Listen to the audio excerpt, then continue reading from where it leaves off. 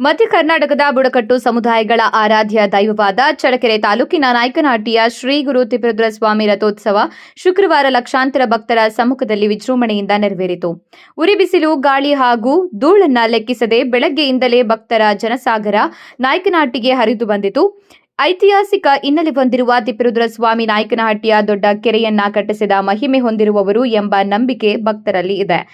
ಹೊರಮಠ ಹಾಗೂ ಒಳಮಠದಲ್ಲಿ ಬೆಳಗ್ಗೆಯಿಂದಲೇ ವಿವಿಧ ಧಾರ್ಮಿಕ ಪೂಜೆಗಳು ನಡೆಯುತ್ತಿದ್ದು, ಭಕ್ತರು ಸರತಿ ಸಾಲಿನಲ್ಲಿ ನಿಂತು ದೇವರ ದರ್ಶನ ಪಡೆದುಕೊಂಡಿದ್ದಾರೆ. ಮಧ್ಯಾಹ್ನ 3:45 ಸುಮಾರಿಗೆ ಚಿತ್ತ ನಕ್ಷತ್ರದಲ್ಲಿ ರಥ ಬೀದಿಯಿಂದ ಹೊರಮಠದವರೆಗೆ ಎಳೆಯಲಾಯಿತು. ಈ ವೇಳೆ ಸಾವಿರಾರು ಭಕ್ತರು ರಥವನ್ನ ಎಳೆಯುವ ಮೂಲಕ ಭಕ್ತಿ ಭಾವದ ಸಮರ್ಪಣೆ ಸಲ್ಲಿಸಿದ್ದಾರೆ. ಜಾತ್ರೆಯ ವಿಶೇಷವಾಗಿರುವ ಮುಕ್ತಿ ಬಾವುಟದ ಹರಾಜಿನಲ್ಲಿ ಅಂಜಲಗೆರೆ ಶ್ರೀನಾಥ್ ಅವರು 32 ಲಕ್ಷ ರೂಪಾಯಿಗೆ ಬಾವುಟವನ್ನ ಪಡೆದುಕೊಂಡಿದ್ದಾರೆ. ಜಾತ್ರೆಯಲ್ಲಿ ಸಂಸದ ಗೋವಿಂದ ಎಂ ಕಾರಜೋಳ ಸೇರಿದಂತೆ ಅನೇಕ ಗಣ್ಯರು ಭಾಗವಹಿಸಿದ್ರು. ಭಕ್ತರಿಗೆ ಜಿಲ್ಲಾಡಳಿತದಿಂದ ಸೌಲಭ್ಯಗಳನ್ನು ಒದಗಿಸಲಾಗಿದ್ದು, ಯಾವುದೇ ಅಹಿತಕರ ಘಟನೆ ನಡೆಯದಂತೆ ಪೊಲೀಸ್ ಇಲಾಖೆ ಕಟ್ಟುನಿಟ್ಟಿನ ಬಂದೋಬಸ್ತ್ ಮಾಡಿತ್ತು.